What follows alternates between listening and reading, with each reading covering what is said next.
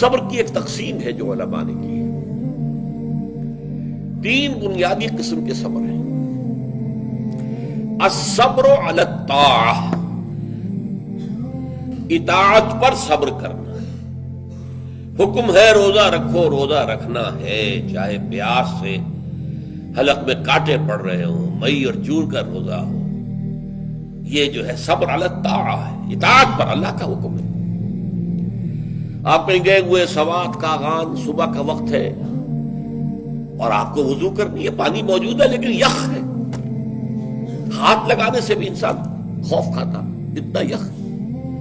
لیکن جب پانی ہے تو وضو تو کرنا ہوگا، صبر کرنا پڑے گا۔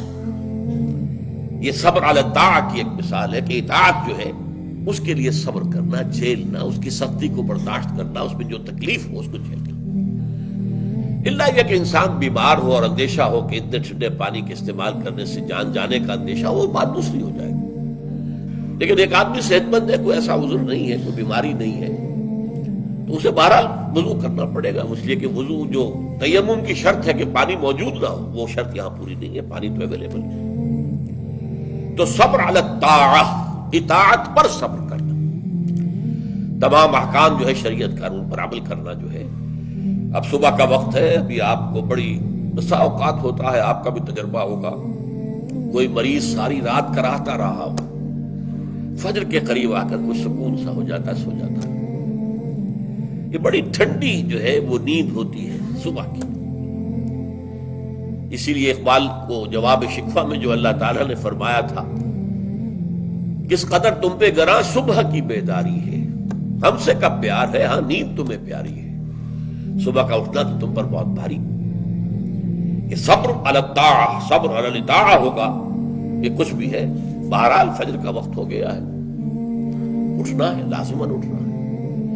یہ ٹھنڈی ٹھنڈی جو ہوا چلی، ایک سخت گرمی کا موسم ہو، حبس میں رات گزری ہو، صبح کے وقت کوئی نسیم سحری تھوڑی سی چلے گی اور ایسی لوریاں دے گی، ایسی تھپکیاں دے گی کہ آدمی جو ہے وہ چاہے گا کہ بس میں اب آرام کروں، سو جاؤں۔ اٹھنا ہے، نماز کا وقت ہے، نماز فرض ہے۔ تو الصبر علی الطاعہ۔ دوسرا صبر ہے الصبر عن المعصیہ، معصیت سے رک جانا، صبر کرنا۔ کوئی لذت ہے کام و دہن کی لیکن ہے ممنوع، غلط ہے، حرام شے ہے، لہذا رکنا ہے۔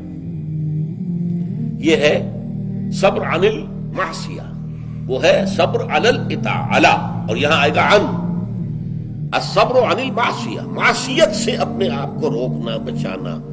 ٹیمپٹیشنز کتنی بھی ہوں، کتنا بھی جو ہے اس کے لیے آپ کے نفس کی طرف سے تقاضا ہو رہا ہو، کتنا ہی اندر سے وہ جذبہ ابھر رہا، روکنا، تھامنا، بند لگا دینا آگے، یہ صبر ہے۔ تیسرا صبر ہے صبر علی البلاء یا صبر علی الایذاء، آزمائش پر صبر کرنا اور ایذا پر صبر کرنا۔ اور صبر عن الطبع، یہ صبر علی البلاء جو ہے، اللہ تعالیٰ جو امتحان لیتا ہے انسان کا، ابتلاء، آزمائش۔ اللہ کی راہ میں جہاد کرنے میں ابتلاء آ رہا، آزمائش آ رہی ہے، جان دینا پڑے گی، مال دینا ہے، یا اور اسی طرح سے اللہ کی طرف سے آزمائش آ گئی ہے، آپ پر کوئی مصیبت آ گئی ہے، آیا اس میں آپ صابر رہتے ہیں یا اول فول بکنا شروع کر دیتے ہیں اللہ کے خلاف؟ جی ہمارے ساتھ تو اللہ نے کبھی کوئی خیر کیا ہی نہیں، سب بھول گئے جو بھی اللہ تعالیٰ نے پہلے احسان کیے تھے، کیونکہ ایک آزمائش آ گئی۔ تو صبر علی البلاء۔ اب اس کے دو حصے ہیں جو میں نے بیان کیے، ایک ہے صبر علی الایذاء، آپ اسلام کی دعوت دے رہے ہیں، کوئی آپ کو ایذا پہنچاتا ہے، سخت ایذا پہنچاتا ہے۔ یہ ایذا وربل بھی ہو سکتی ہے، یہ ایذا فزیکل بھی ہو سکتی ہے۔ وربل ایذا، پاگل ہو گیا، تمہارا دماغ خراب ہو گیا، تمہاری عقل الٹی ہو گئی، اونی ہو گئی، تم کسی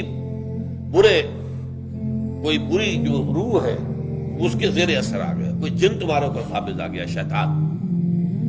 یہ کیا ہو رہا ہے؟ وربل ایذا، زبان سے سکھایا جا رہا ہے۔ اور ایک یہ کہ مارا جائے، پیٹا جائے، جیل میں رکھ دیا جائے، بھوکا رکھا جائے ایذا پہنچائی جائے.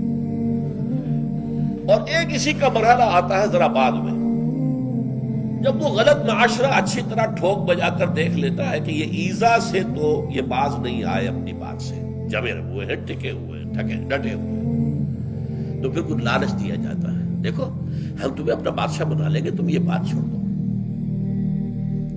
دیکھو ہم تمہیں قریش کی جس عورت کی طرف اشارہ کر دو جس کا حسن تمہیں اچھا لگے، ہم اس سے شادی کر دیں گے تمہاری، تمہیں جتنا مال و دولت چاہیے تمہارے قدموں میں ڈال دیں گے، تمہارے بتوں کو برا رکھو.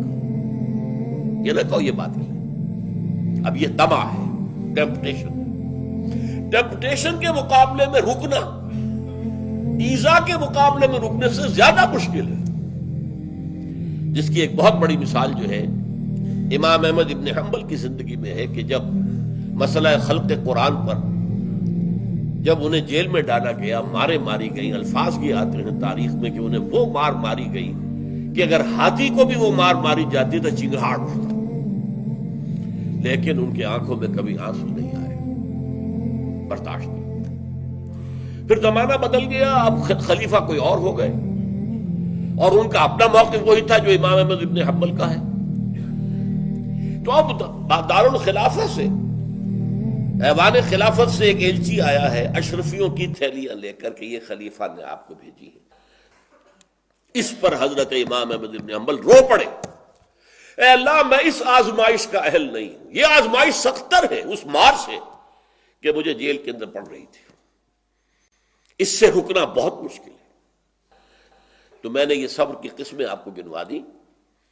صبر علی الطاعہ، صبر عن المعصیہ. نمبر 3 صبر علی البلاء، علی الابتلاء، اس کی 2 قسمیں. صبر علی الایذاء، اس کی 2 قسمیں، زبانی کلامی وربل یا فزیکل جسمانی طور پر تکلیف پہنچا کر. اور پھر صبر عن الطمع، ٹیمپٹیشنز کے مقابلے میں اپنے آپ کو روکے رکھنا. یہ صبر کی قسمیں ہیں.